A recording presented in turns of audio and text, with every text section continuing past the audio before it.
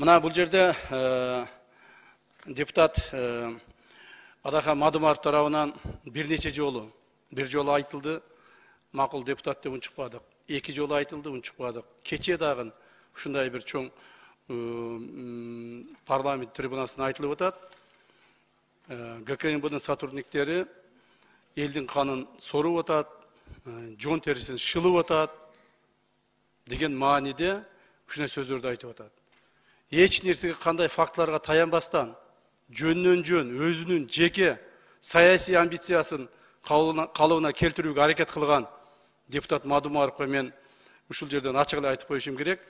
Ушул аракеттериңизди токтотпосоңуз, биз дагы сиз жөнүндө контрабанданын ташыган адамдарды кандай прикрывать этип, үстүнөн крыша болуп атканыңызды биз дагы маалыматты ачык айтабыз. Так, айтабыз. Колуң түшүрүп тур. Успокойтесь. Азыр айтам. Посидите. Урматтуу. Посидите, сейчас расскажу вам. Тартип сактаңыздар.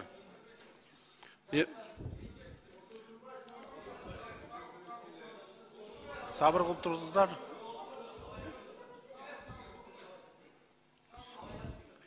Урматтуу эмес, Адахан Кимсенбаевич. Мен ушул фактыларга мына келип атам, шашпай туруңуз, азыр айтып берем.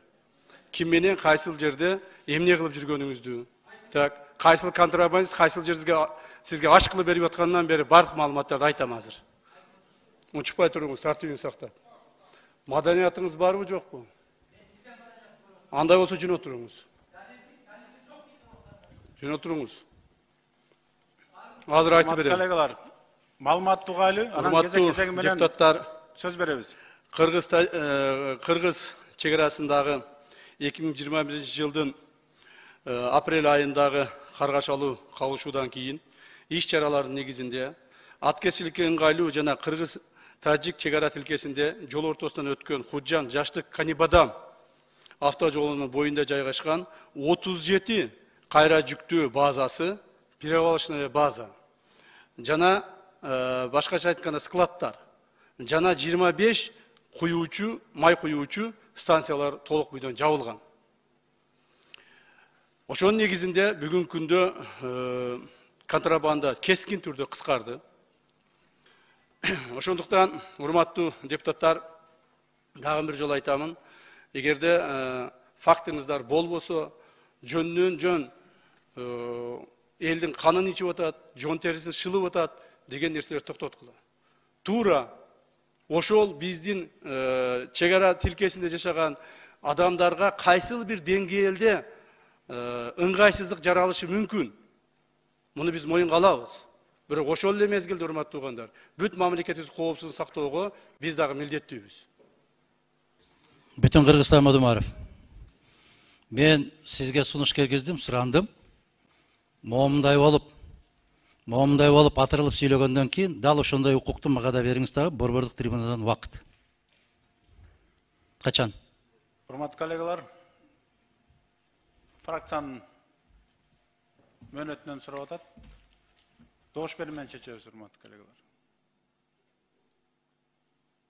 Бүтүн Кыргызстан фракциясынан убакыт сурап атат. Добушка коем, добуш бериңиздер.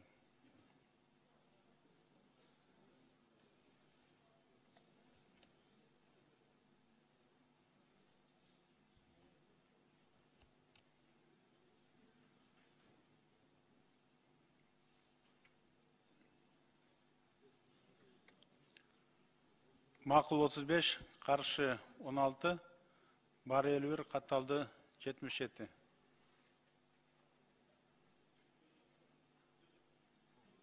Сунуш өткөн жок.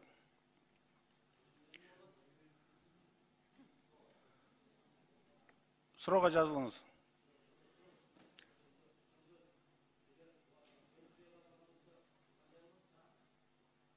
Бешинчи микрофон. Бүтүн Кыргызстан Мадумаров. Макул. Бербей койдуңар. Эмне болот? Камчынын ушул жерде бүт кыйкырган, жала жапкан сөздөрү калат дагы Мадумаровдун үнү чыкпай калат. Ошондойбу? Биринчиден мен сизге кыйырган жокмун. Мен камчы эмесмин сизге. Кандай кылабыз? Знаете. Мен уятсыз деп, тартипсиз деп айта элекмин. Азыр чыкканда айтам мен. Айтасыз. Эмне кыласыз? Кандай болот аны талантуудумач? Мен сизге сүйлөп аткан жокмун. Суроого жазылды. Урматтуу Адахан Кимсенбаевич. Суроого эмес, мен Мен биринчи болуп кол көтөрбөдүмбү. Раз ушундай болуп чыккандан кийин сөз бериңиз деп. Söz berебиz албетте. 2 мүнөт. Ошондон азыраак сүйлөш керек. Тилим бар деп эле сүйлөй бербестен. Жооп бересиз бардыгына. Жакшы, рахмат. Колуңду кезебеген, колуң сындырып коем. Колуңду сындырып коем. Биринчиден, экинчиден. Жакшы, мына өткөндө урматтуу депутаттар эме бербей, согласие бербей камалбай калдың. Эгер мен ген прокурор болгондо давно камалат болчу. Тартипти сактаңыздар. Камчак. Еще не поздно.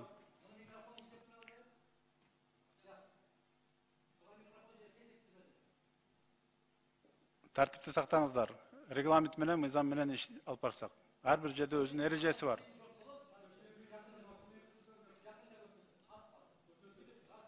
Так, извините, пожалуйста, мен бир сөз берип коюңузчу, көрсөтөм деген айтып коеюн, уруксат берсеңиз. Урматтуу депутаттар, бул кишини көрсөтөм дегенде жөн бар. Себеби бизде толук оперативный маалыматтар бар. Булар мамлекетте чаң тапалаң уюштуруп туруп, мамлекетте бийликти алмаштырууга аракет кылып атат. Мен айтып коеюн, мамлекеттеги бийликти сиз эч качан алмаштыра албайсыз. Бул бир. Так, бир туугандарыңыз, ошол эле Абдусаттар жана башкалар чогулуп алып туруп, жакында Адахан Кимсенбаевич, Адахан акабыз бийликке келет. Биз буларды көрсөтөбүз деп отургандардын бардык оператив жумуштар жүрүп атат. Жакында бир тууганыңызды камасак, ушул иштер боюнча дагы кыйкырып чыгасыз. Ошондо эч нерсени көрсөтө албайсыз. Сиз көрсөтө турган адамдар өтүп кеткен уже. Хорошо? Рахмат. 5-ші микрофон процедурный. Талант Турдумович, келген кишилердин микрофону эмне тынымсыз иштеп турабы? Же ташыйып өзгөчөбү? Эгерде ошондойлор болгон болсо, бүтүндөй барып алып барып, могу жерде бир жаман адат пайда болду азыр бийликте. Аябай көрүнгөн кишини сабап кыйкырып коет, КТРЛтерден сайратат, аймак деген, регион дегени бар сайратат. Ал заманыңызда өткөн. Эгерде мына ушундай болуп көрсөтөбүз деген болсо деп, сөздү бурмалабагыла, силер сөздү түшүнбөйсүңөр. Ал сөзгө түшүнүш үчүн дагы көптөгөн жылдар керек. Билип атабыз сизди билимдүү экениңизди. Сиз түшүнгөнүңдү көрүп атам, бир дагы айта албайсың. Сиз мамлекет үчүн бир дагы жакшы. Мына ошол жерде айтып атасыз. Бүт баарына крышавать этти деп. Крыша болуп аткандардын бүтүндөй барып четинен кама. Четинен кама, мен кол чабам. Сени кошуп калмайбыз жакында. Колдон келбейт. Колдон келбейт. Колдон келген колдон келген ишти айтып калачы айланайын. Колдон келген ишти айтып калачы. Колдон келбеген. Кайма ачпасаңар. Каймач, гөнгөн экенсиңер, көрүнгөнгө там кыйкырып. Переворот кылыштын алдында өзүң жок болосуң. Мен ак үйдөн секирген эмесмин, переворот кылам деп. Мен конституциядан чыккан эмесмин. Переворотту силер кылгансыңар, силер жооп бересиңер. Сен да жооп бересиң.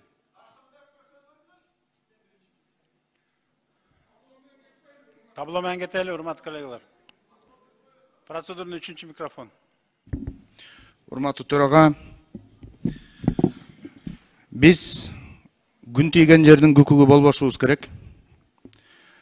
Ушул жерде бул дагы биздин арабызда отурган депутат, макул, кимге кандай мамилеси бар экенин ал өзү чечиши болот.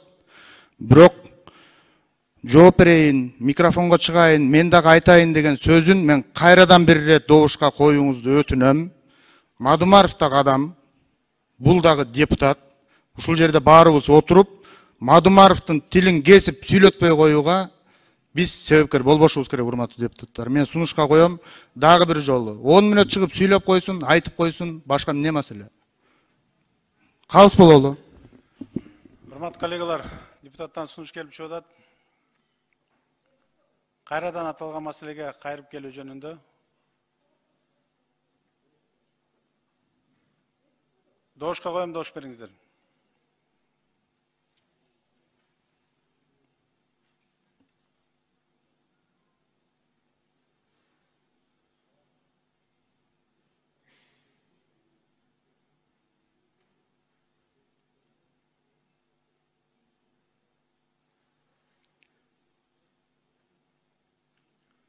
Макул 41, каршы 14, бары 55, катталды 77, сунуш өттү.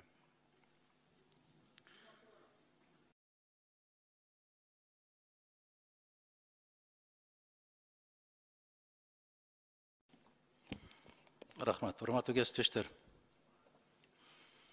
Касиеттүү Кыргызстандын калкы. Мен 5 айдан бери биринчи жолу ушу микрофонго чыгып атам, ушу трибунага. Тилекке каршы Биздин Кыргызстанда соңку мезгилдерде аябай ушундай бир модага айланып калды. Погон таккандар келип алып эле кыйкырып сүйлөгөн болсо ошолордуку туура. Ошондуктан биз бардык тарапты угуп, анан таразыга салып, анан өзүбүздүн чечимди чыгарышыбыз керек. Мына азыр айтты Мадумаров, Лейлек районуна балдарды ээрчитип барып. Биз фракция менен бардык. Фракциянын курамы менен бардык. Ошол жерде жыйынды өткөрдүк. Эл менен жолугуштук. Бул бир. Баткен районунун губернатору, Лейлек районунун акими биз менен чогуу жүрдү. Бардык сөздөрдү укту. Биз менен чогуу олтуруп, чогуу жаран иштер болду. Ташматов деген менен сүйлөшөт дейт. Ташматовуң, Бешматовуңду кимди болсоң ошонуңду карма дагы. Эгер аткезчилик кылып аткан болсо, өмүр бою камап сал. Биз баргандан кийин депутат катарында бизге көрүнгөн киши келип өзүнүн арыз арманын айтат. Жүзүн жашырган жок. Силердин кызматкерлериңерге окшоп бет чүмбөттөнүп алган жок. Сайгактап качкан жок. Түздөн түз ошол жерде камерага айтып атат. $500 берем десем болбой атат, $1000 бересиң деп атканын бүтүндөй дүйнө жүзү көрдү, укту. $1000 бер, өткөрүп жиберем деп айтып атат дейт. Ушул жерден дайым эле $500 менен өтүп жүрчүлүк, азыр ставкасын ушундай көтөрүп алды деп. Мен ал жерде иштебейм, мен ал жерде түнөгөн жокмун. Ошол какшап айтып аткан инсандын сөзүн сиздерге жеткирдик. Экинчиси, эң арзан баа бизде дейт. Аткезчилик качан болот, урматтуу туугандар? Аткезчилик бир мамлекеттен экинчи мамлекетке мыйзамсыз товар ташыганда болот. Эгерде мыйзамсыз товар ташып аткан болсо, ошол жерде тургандардын бардыгы чек арада туруш керек. Кыргызстандын ичинде, бир райондун ичинде 2 айылдын ортосунда эч кандай пост турбаш керек. Мен дагы бир жолу айтам. Мына ошол жердегилердин баарын какшап жазып аткандары ар бирибиздин колубузда бар. Ошол районун депутаттары, шайланып келген районун депутаттарына кайрылып аткандар бар. Мына момундай болуп, ачыктан ачык дыйкандарга селитра жетишпейт, кымбат. Шарибек Оразалиев деген мырза урматтуу Абдыкарим Карбековичке кайрылып атат. Бул киши ким? Баткен районундагы азыр өкмөттүн өкүлүбү, кимдин өкүлү экенин да билбей калдым азыр. Мына ошо областтын губернаторуна кайрылып атат. Лейлек районунан Колунду айыл аймагына жер семирткич жетпейт. Областтын губернатору жооп берип атат. Эртеге точка коем дейт. Андан бери 9 күн өттү. 25 тонна селитраны алып баратып, ошол жерден өткөрө албастан кайрадан төгүп таштап кетип калды. Кимге пайда, кимге зыян? Чек араны кайтарыш керек. 2 айылдын ортосун эмес. Аткезчилик болгондо күйүүчү май деп атасыңар, же башка бир өсүмдүк майын деп атасыңар.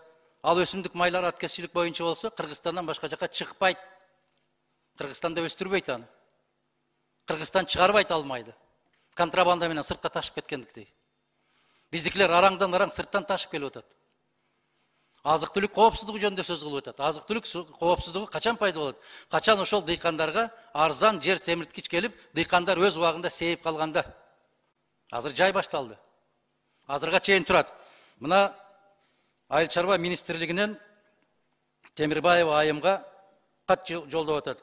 Сиздин сунушуңуз боюнча дейт, мамлекеттик материалдык резерв фонду аркылуу Өзбекстан Республикасынан алынып келинген 4977 тонна болсо керек. Аммиак селитрасын Баткен областынын дыйкандарына бөлүнгөн 378 тоннасы Кызылкыя шаарында кампасында турат дейт. Кызылкыяда турат, Кулундуга жетпейт.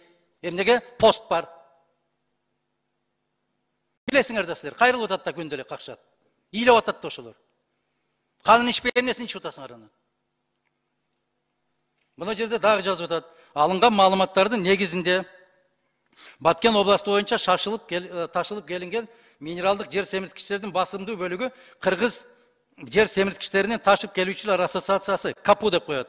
Тиешелүү жетекчиси Акунбеков телефондон берип атасыздар. 2800 тонна аммиак селитрасы баасы 38 сомдон болуп атат. Биздики кымбат болгон үчүн сатылбай атат деп айыл чарба министри берип атат бул катты. Мадумаров жазып аткан жок. Андан кийин мына ол айыл өкмөттүн башчысы Маликов деген азамат кайрылып атат. Кулунда айыл өкмөтүнүн башчысы маалымдама берип атат. Постто турган азаматтарга, тойбогон азаматтарга. Берилет ушул маалымдама Кулумду айыл өкмөтү тарабынан Кулумду айылынын тургуну Сулайман уулу Кубатбекке дыйкандарга сатуу үчүн Кызылкыя шаарынан 25 тонна жер семирткич түрүн алып келет. Блокпосттордон өтүү уруксат бериңизди суранабыз. Шофер Марасилов Газбек Тагаевич, номери 7887 прицеп 08 бүт номери менен берип атат. Айланайындар. Айыл өкмөттүн башчысы берип атат ушуну. Мадумаров берип аткан жок. Артында дагы ишенбесе, момундай кылып бүтүндөй кимге канча кап керек, 25 кап, 15 кап, 40 кап деп туруп, кол коюп туруп берип атат. Булар да өтпөй атат. Себеп тойбой атат посттор. Мына ушуну айтып атабыз биз. Эгерде кимдин кайсы бир айылдан шайланып келген депутаттар мага ушул айтылган нерселер өз убагында келип атат десе айтыңыздар. Алар эмес, мына айыл чарба министрлиги жооп берип атат. Биздикинин баасы момунча болуп атат, бирок эл ташып келген арзан болгондуктан биздикилер өтпөй атат деп, туура, жолдош министр? Мына мына жерде расмий түрдө жооп алды. Эгер бул жооп туура эмес болгон болсо, Миргүл айым, сизге да алдыңыз да ушул жоопту, туура? Биз факты менен сүйлөйбүз. Жалаң факты менен сүйлөйбүз. Эгерде кара баягы жаманатты кылам дей турган болсоңор, 3 күн кайра КТРдин менен регионуңардан сайратсаңар, элдин башын маң кылабыз деген болсоңор, эл азыр түшүнүп калган. Крышавать этип атат деген сөздөрдү. Мен ушул сөздөрдү билбейт экенмин. Аны менен силер алек болосуңар. Кимди крышавать этип атканыңды билсеңиз, четинен алып барып камаңыз. Камаганга устасыңар азыр силер. Ар кандай жалааны жаап туруп, 2 айдан кийин чыгарып, бирдеме десе, ушинтип койдук да деп коюп кете бере турган заман болуп калган. Ошондуктан урматтуу кесиптештер, биз фракция менен барып келген жыйындын жыйынтыгы боюнча областтык жетекчилик менен дагы, райондук жетекчиликтер менен дагы керемет сүйлөшкөнбүз. Мына ошолордун жыйынтыгын көрүп атабыз, биз кызматташып атабыз. Экинчиден, коопсуздук кызматынын кызматкери болобу, чек ара кызматкери болобу, ички иштер министрлиги болобу. Мына ички иштер министрлигинин ошол жердеги башкармасы полковник мыкты өзүнө алып жүрдү. Бардык кызматтын жетекчилери мыкты алып жүрдү. Областын жетекчиси, коопсуздук кызматынын жетекчиси мыкты алып жүрдү. А жанакы бизде иштебейт деди ошол жерде качып жүргөн жигиттерди. Бизде иштебейт деп жооп берди. Биздин кызматкер эмес деп жооп берди. Биз Казакстанга бардык. Биз Кыргыз парламентинин депутаттарыбыз. Ошол жерде барыңыздар, күбө болдуңуздар. Бажы кызматы болобу, чек ара кызматы болобу, полковниктер келди дагы, айтты. Нөмөт жетекчиси полковник Баландаймын. Түкүндөймүн. Муну маданияттуулук деп коет. Кыргыз Республикасынын аймагында жогорку кеңештин депутаты кандай жерге барбасын, ошол жерге жооптуу киши келип өзүн тааныштырууга милдеттүү.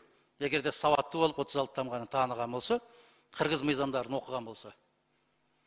Жок кокустан келип калган болсо, ошондой болуп жапай болуп качат анан, эмне кылышын билбей.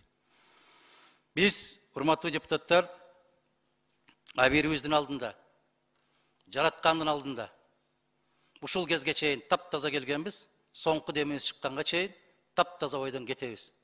Каралагандар көп болгон. Алардын бирөө жок бүгүн. Ошондуктан мен Самый кожо Мирулла мырзага, Балбак мырзага ыраазычылык билдирем. Баш кесмек бар, тил кесмек жок. Уруксат берип койгонуңуздар үчүн терең ыраазычылык билдирем. Тийиштүү маалыматтар болсо, дагы да айтканга даярбыз. Рахмат.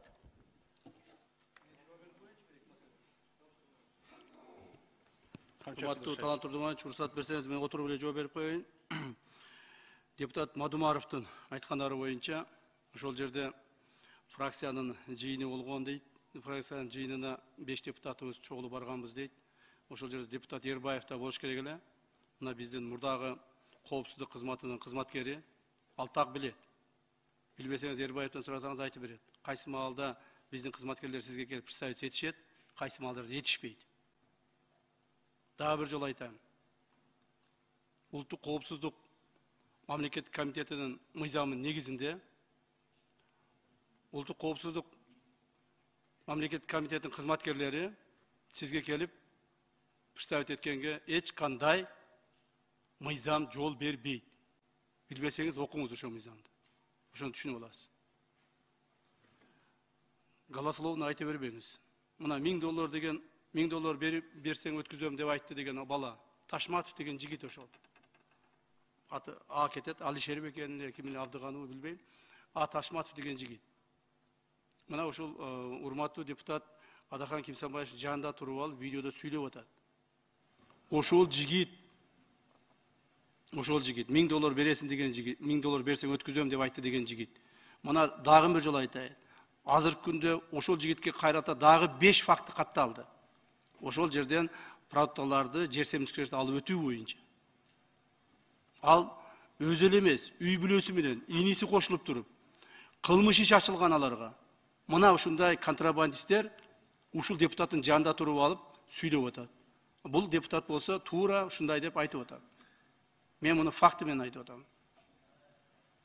Андан кийин bir айыл боюнча 2 айылдын ортосуна пост коюпсуз дегендер. Туура, урматтуу депутаттар, мына Баткен облусунан чыккан депутаттар, Дейлик районунан шайланган депутаттар жакшы билесиздер. Развилка деген жер бар, Кайсо деген жер бар. Бардык жолдор келип ошол жерге чыгат. Ошол жерден карап биз пост коюп, ошолорду контролдоп турабыз. Ар бир жанагыдай жапайы кирип кеткен жолдорго, ар бир жолго бирден адам кое албайбыз. Мүмкүнчүлүгүбүз жок андай. Ошол развилкага койбой турган болсок, развилкадан чыгып туруп эле 20-30 жол кетет. 20-30 жолдун баарын контролдош кыйын. Мына ушуну дагы башында айтып атам. Туура кайсыл бир деңгээлде ыңгайсыздык түзүлөт. Бирок мамлекеттин коопсуздугун камсыз кылууга бул негизги маселе болуп саналат.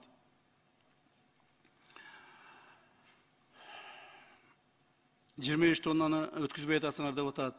Жанагы мамлекеттик кампадан алып чыксак да өткүзбөй атасыңар деп атат. Бул туура эмес, бул калп сөз.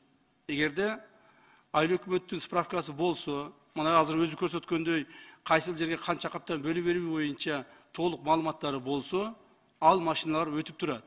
Ошондуктан бүгүнкү күндө Колунду, Борбордук, Арка, Максат жана башка айылдарда толук бойдон жер семирткичтер менен камсыз болгон. Ал эми азыр ташып бараткандардын бардыгы булар контрабанда болуп эсептелинет. Ушуну түшүндүрүп, эч кандай түшүндүрө албай койдум да.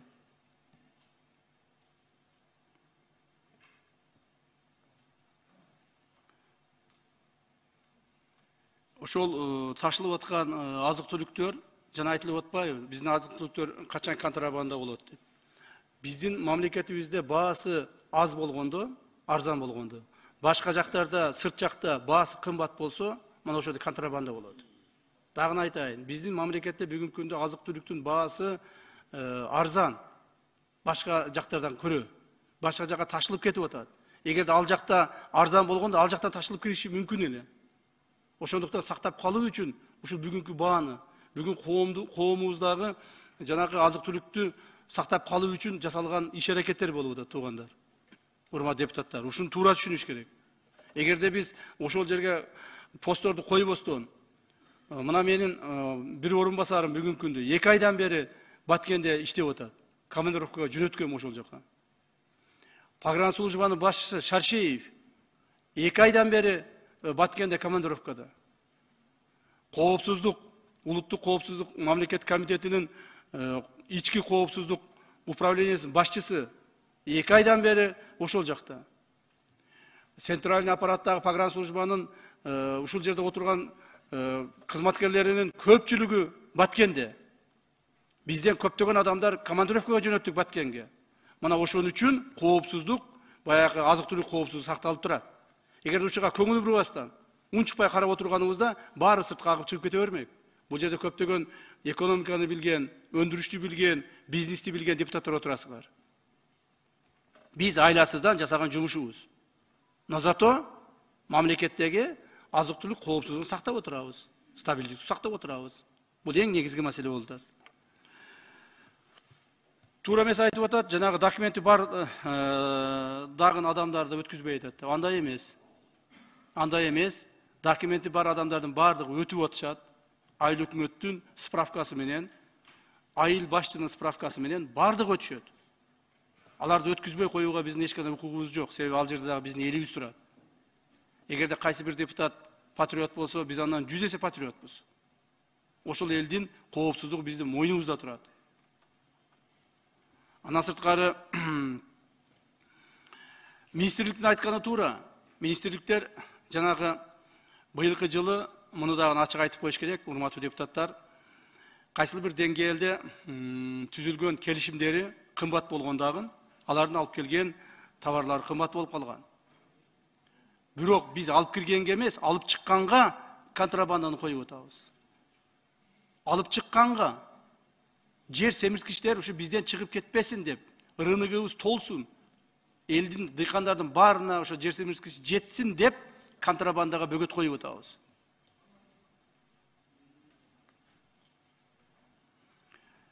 Андан сырткары, бая башында айтып өткөндөй, биздин кызматкерлер эч качан Мадумаровго барып аган представить этпейт, эткен да эмес. Муну билбесе так билип алсын. Мыйзамдын талабы ошондой. Урматтуу депутаттар, эгерде сиздерде ушул маселелер боюнча, жана мен бир жолу айттым, дагы бир жолу айтайын, маалымат керек болсо, ушул маселелер боюнча, кайсы бир деңгээлде мындай бир суроо талап болуп аткан болсо, мен ар дайым түз жооп бергенге даярмын силерге. Биз эч качып качып аткан жокпуз. Качып бозуп аткан жокпуз. Жанагы постто туруп, эки биздин улуттук коопсуздук мамлекеттик комитетинин эки кызматкери Мадумаров менен барып жаакташпай, унчукпай, акырын сыртка чыгып, же болбосо башка жака чыгып турганы бул эң туура болгон. Жана мындан кийин дагы ошондой болот. Рахмат барыңыздарга.